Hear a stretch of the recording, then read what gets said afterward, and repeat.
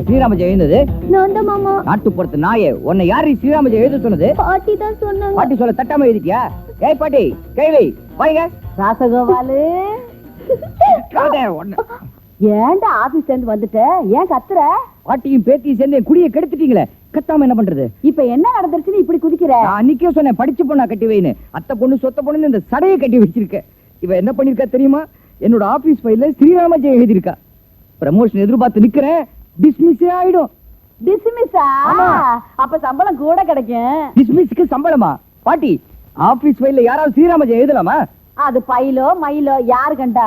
ஸ்ரீராம ஜெயம் எழுதணும் பேப்பர் வேணும்னா இதான் எழுத சொன்னியா? ஆபீஸ் ஃபைல்ல யாராவது ஸ்ரீராம ஜெயம் எழுதலாமா? அடப்படா அறிவு கெட்டவனே. ஸ்ரீராம ஜெயம் எழுதுனா குடும்பத்துக்கே சேமாண்டா. அது என்ன அவளா எழுதுனா? ஸ்ரீராமரே வந்து எழுத சொன்னாருடா. ஸ்ரீராமரே நேர்ல வந்தாரா? எங்க மீட் பண்ணீங்க? அசோகவனத்திலயா?